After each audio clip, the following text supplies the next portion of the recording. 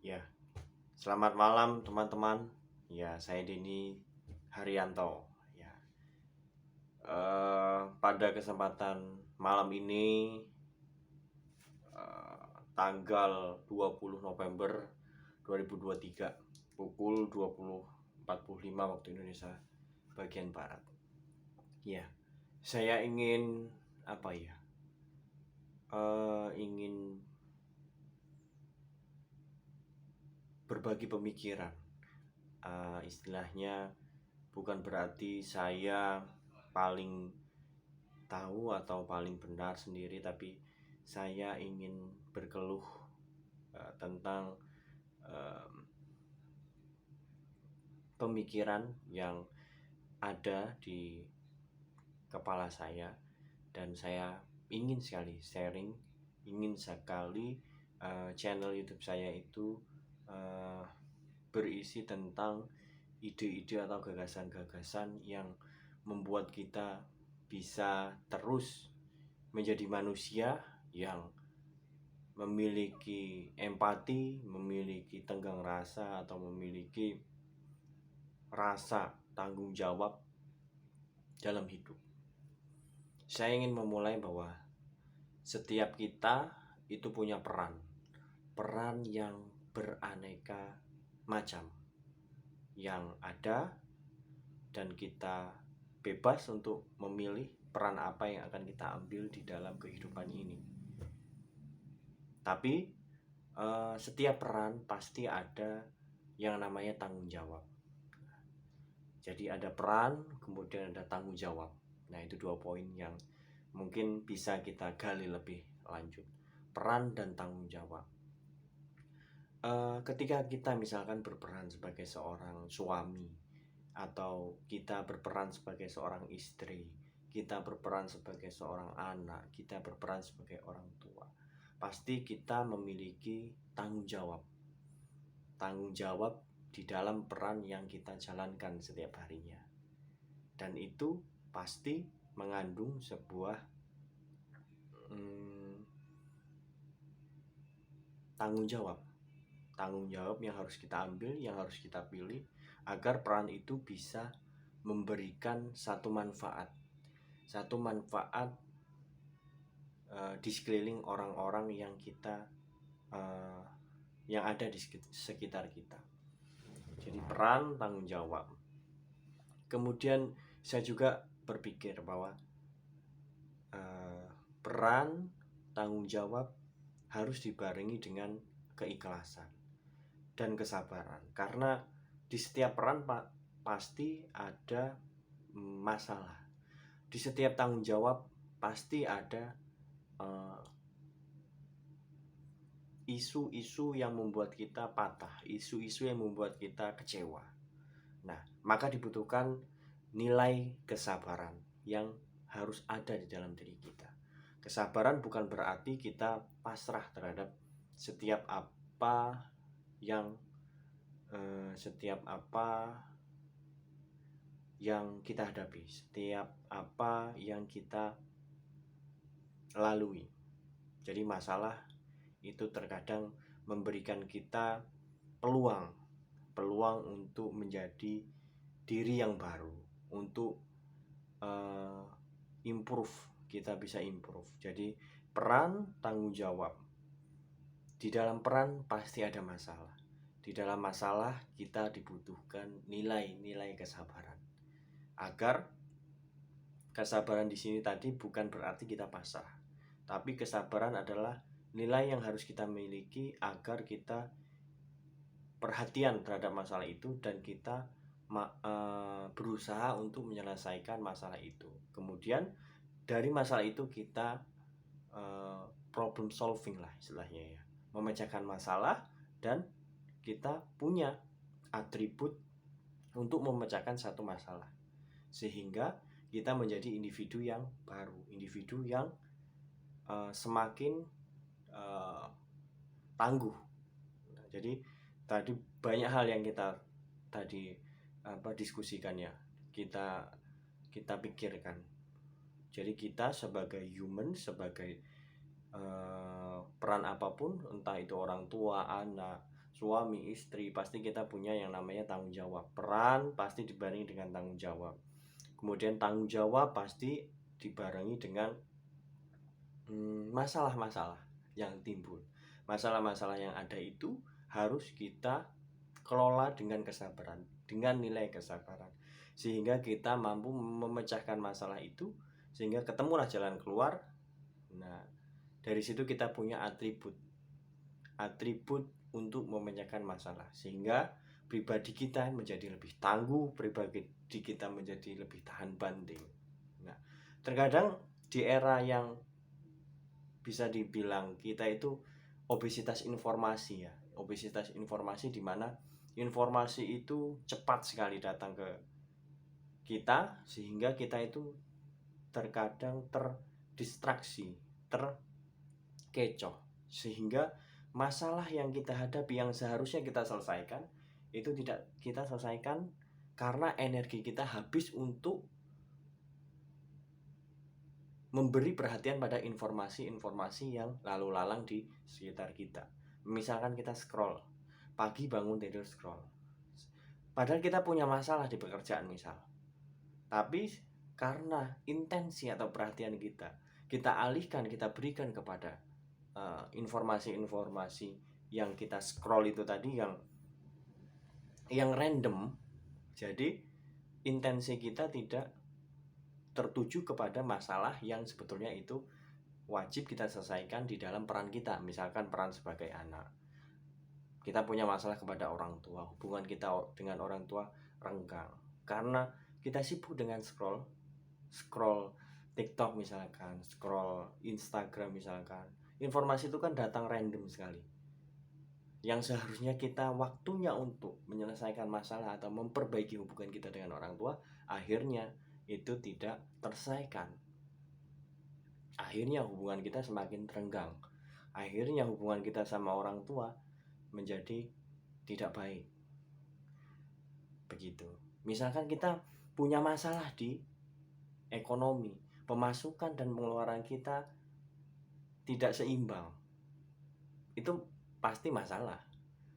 Tapi karena intensi kita atau perhatian kita tidak kita fokuskan kepada bagaimana caranya mengembangkan diri, mengembangkan ekonomi kita agar pemasukan kita bisa bertambah untuk menutupi pengeluaran-pengeluaran kita setiap bulan, karena kita terlalu obesitas informasi.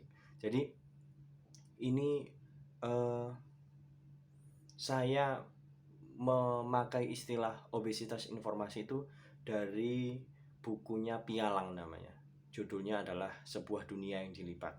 Di situ ada terminologi tentang obesitas informasi, di mana di era sekarang kita terdistraksi oleh informasi-informasi yang datang silih berganti cepat sekali, sehingga peran dan tanggung jawab kita untuk menyelesaikan masalah, misalkan tadi saya contoh masalah kita karena kita kurang secara ekonomi, kurang pendapatan kita untuk memenuhi pengeluaran kita setiap bulan. Misalkan kalau kita sebagai seorang orang tua, kita punya anak yang perlu sekolah, kita punya cicilan KPR, kita punya cicilan mobil, kita sebetulnya punya masalah. Pengeluaran kita terlalu banyak, pendapatan kita minim. Nah, itu menjadi satu masalah sebenarnya. Tapi karena obesitas informasi datang silih berganti, yang awalnya kita mau berniat buka misalkan buka konveksi atau lain sebagainya, karena informasi itu datang silih berganti, sehingga kita tidak punya memiliki satu tekad. Maka di sini dibutuhkan yang namanya mentor. Mentor itu penting karena jika kita tidak punya mentor, ya sebetulnya setiap orang punya cara masing-masing ya untuk menentukan cara apa yang tepat untuk belajar satu hal, misalkan untuk belajar usaha misalkan. Tapi di sini kita butuh mentor, kita butuh sosok yang kita takzimi, yang kita hormati, untuk kita untuk kita ikuti saran, meskipun tidak semua, misalkan ada pedagang kue, dia memberikan arahan kepada kita untuk melakukan A, B, C, D.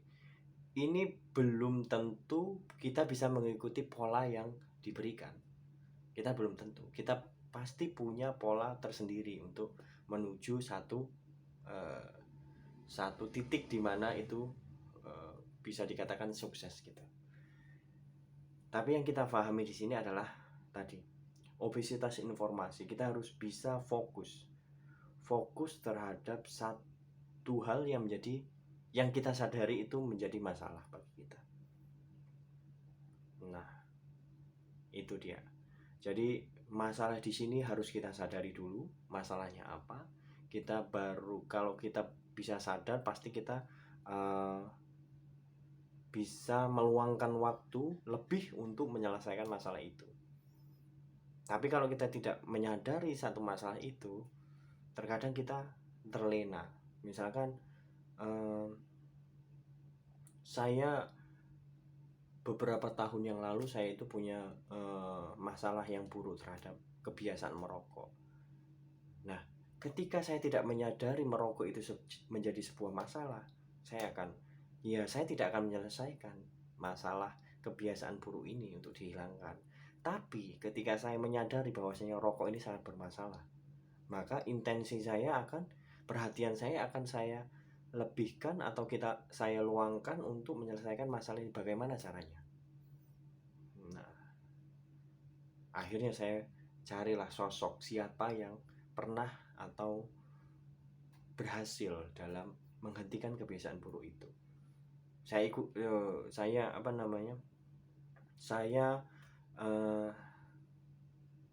baca buku terkait dengan behavioristik, di mana behavioristik itu adalah sebuah aliran psikologi yang besar sampai hari ini. Behavioristik itu menilai bahwasanya ketika kita mau membiasakan diri untuk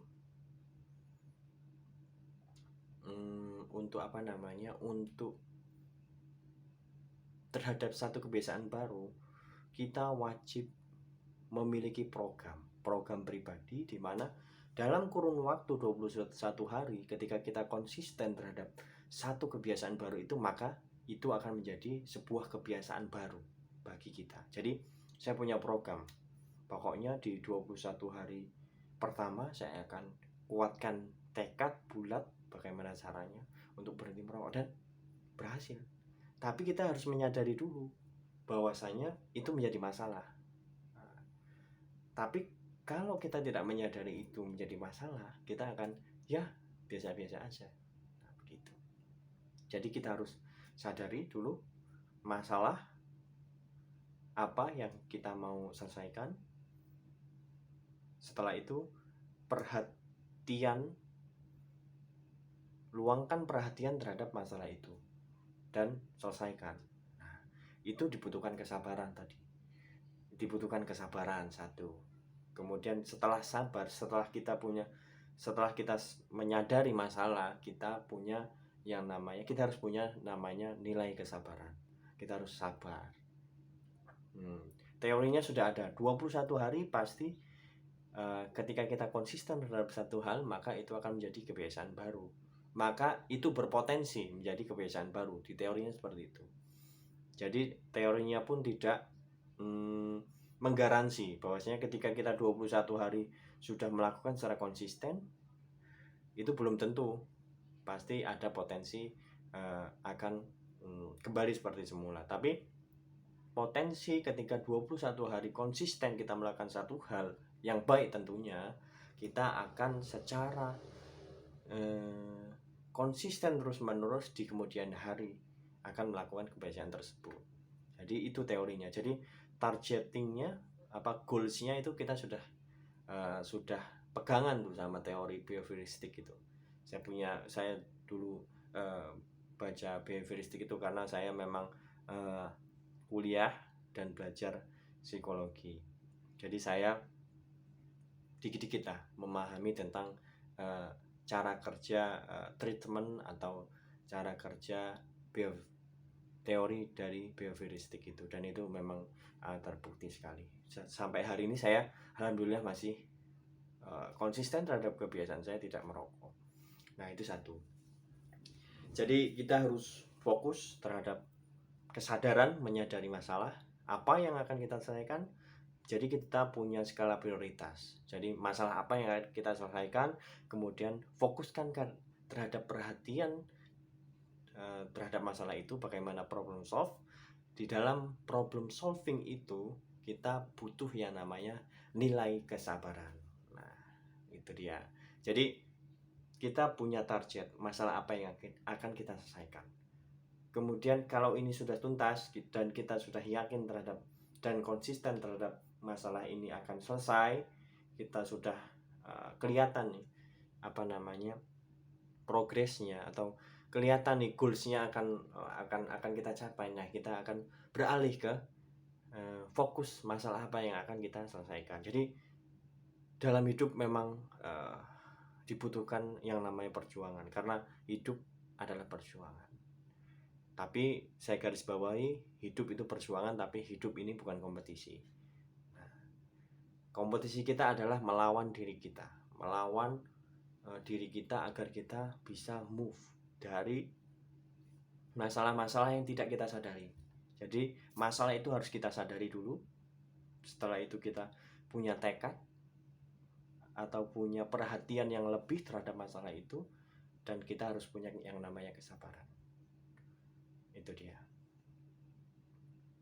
Jadi di sini saya ingin menggarisbawahi bahwa kita hidup punya peran, punya tanggung jawab, dan di setiap tanggung jawab yang kita emban dan di setiap peran yang kita ambil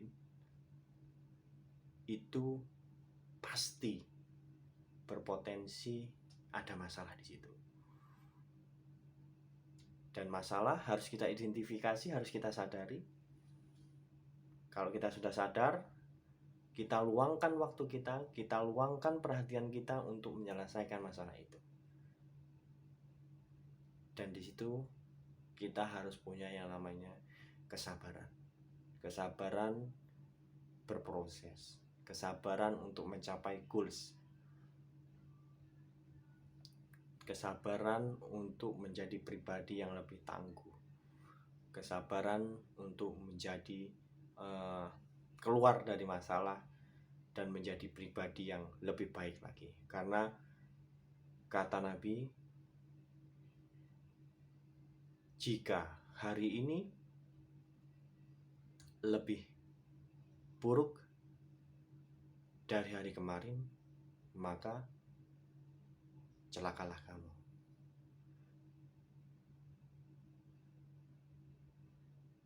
Jika hari ini sama dengan hari kemarin, maka celakalah kamu. Jika hari ini kamu lebih baik daripada hari kemarin, maka beruntunglah kamu. Jadi dari hari ke hari kita harus menjadi pribadi yang lebih baik. Lebih baik, lebih baik, lebih baik lagi.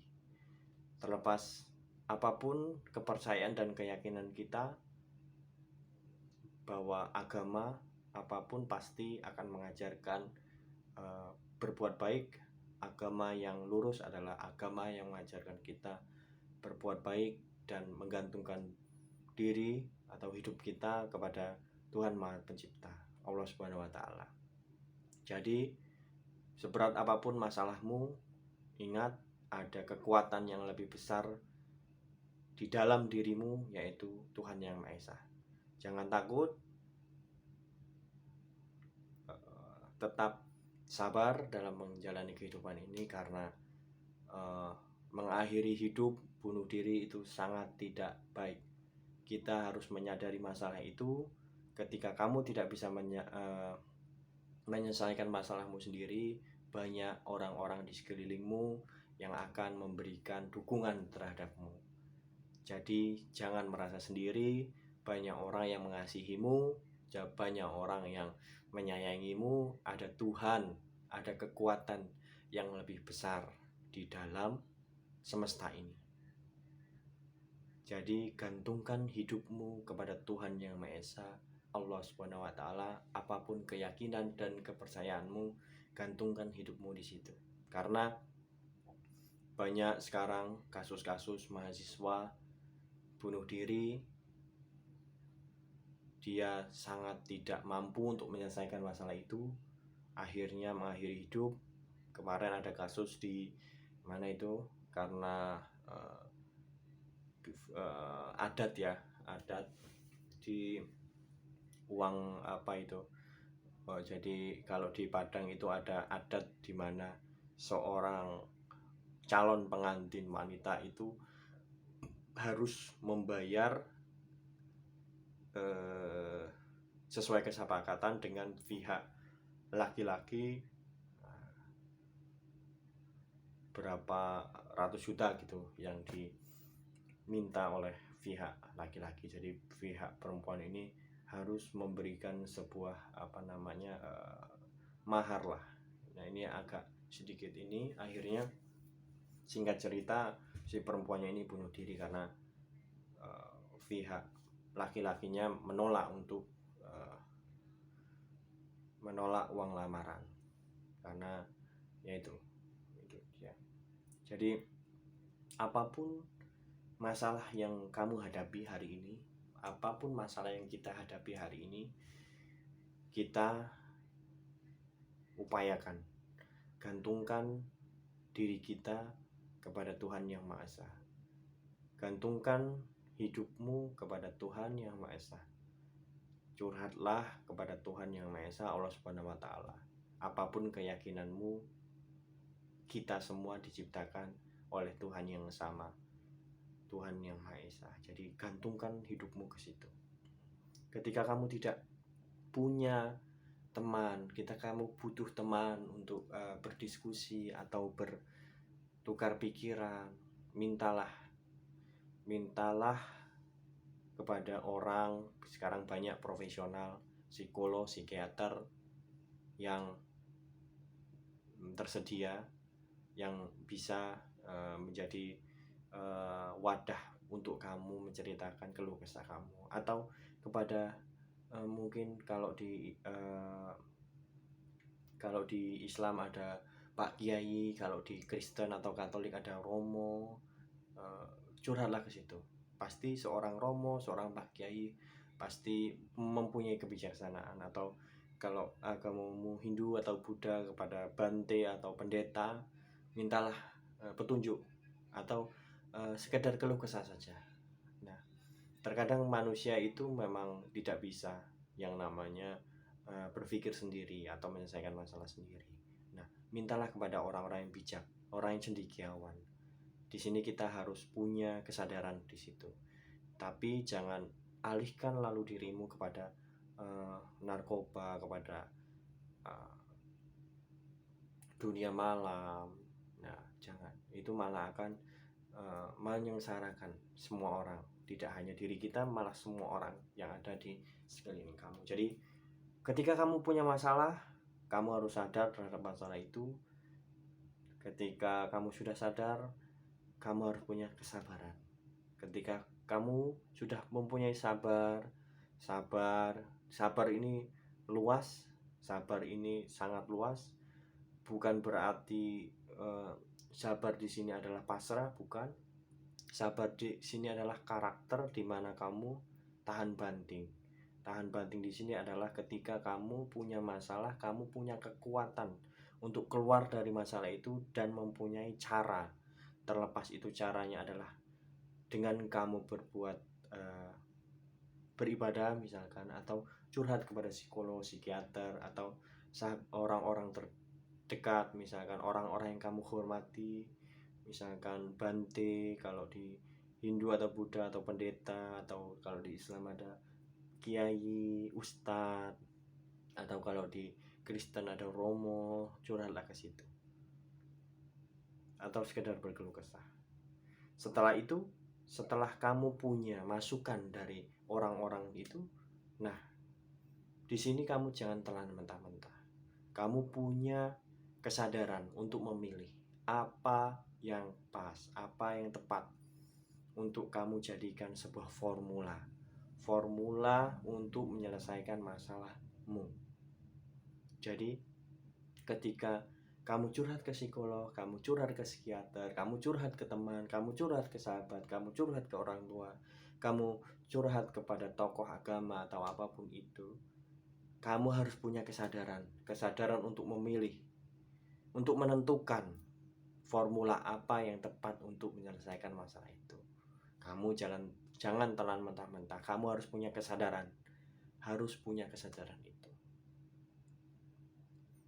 Dunia ini memang sudah obesitas informasi ditambah dengan adanya internet lain sebagainya. Jadi kegemukan informasi ini, kita harus punya formula, filter untuk memilih apa informasi yang tepat, apa informasi yang cukup relevan untuk dijadikan formula, untuk dijadikan material atau bahan dasar untuk kita membuat formula apa untuk memecahkan masalah ini dan kita menjadi pribadi yang kuat tangguh. Jadi tetap saya sedikit miris terhadap fenomena sekarang. Banyak orang yang bunuh diri, banyak orang yang frustasi terhadap hidupnya sehingga masuk ke jurang minuman keras, judi lain sebagainya. Akhirnya saya sedih juga kemarin ada seorang mertua memperkosa menantunya yang sedang hamil karena sudah ditinggal oleh istrinya lama, sehingga dia minum minuman keras dan melihat menantunya akhirnya diperkosa, diruda paksa. Dan ini adalah satu fenomena di mana kesadaran kita terhadap masalah itu kita tidak sadari sebagai masalah, malah kita lampiaskan ke dalam judi, ke minum-minuman keras, ke lain sebagainya itu, sehingga norma atau nilai yang ada di hati kita. Jadi setiap manusia itu, saya meyakini, punya yang namanya hati nurani. Itu adalah suara Tuhan. Ketika kita jauh sama Tuhan, maka lama-lama akan tertutup itu suara hati. Mungkin seperti itu.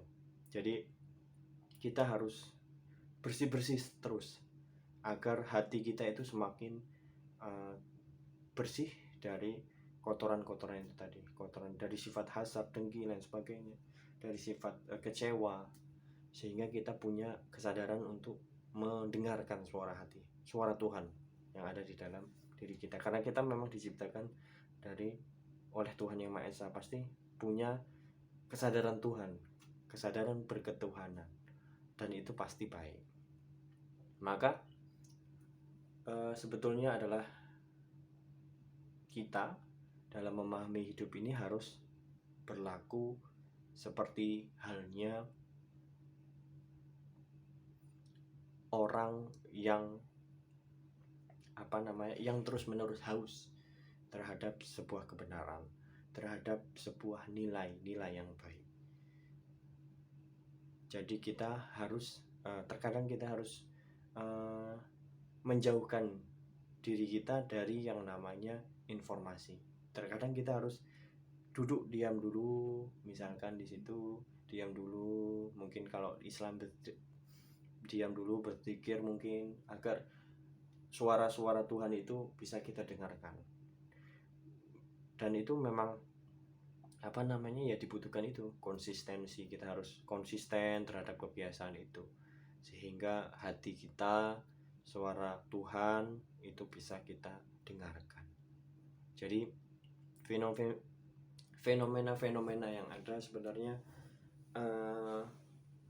atau informasi yang kita lihat, yang kita dengarkan, yang kita scroll setiap hari, itu random, itu tidak beraturan. Ada yang bernilai baik, ada yang bernilai buruk, ada yang hanya fun, hanya entertain. Tapi kita ini person atau manusia, atau otak kita, hati kita diberikan kelengkapan oleh Tuhan untuk memfilter, untuk menentukan, untuk memilih informasi apa yang sekiranya baik bagi pengembangan diri kita.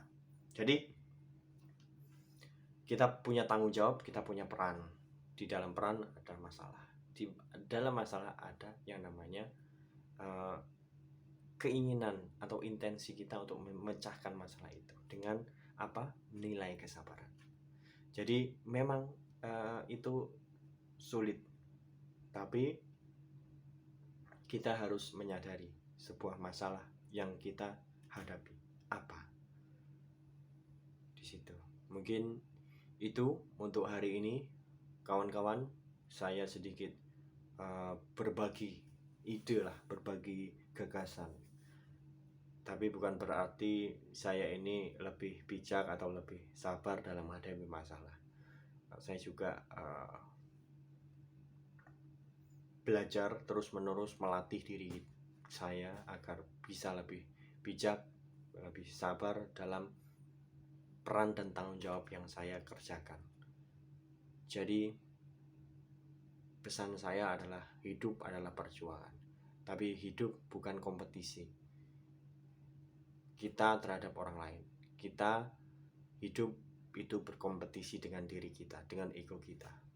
Kita punya yang namanya kebijaksanaan pasti, kita punya kesabaran itu pasti, kita punya kekuatan, kita punya modalitas yang cukup yang diberikan Tuhan untuk menjalankan peran dan tanggung jawab kita masing-masing. Apapun tugas dan tanggung jawabmu sehari-hari, entah itu kita sebagai pedagang, entah itu kita sebagai karyawan, entah itu kita sebagai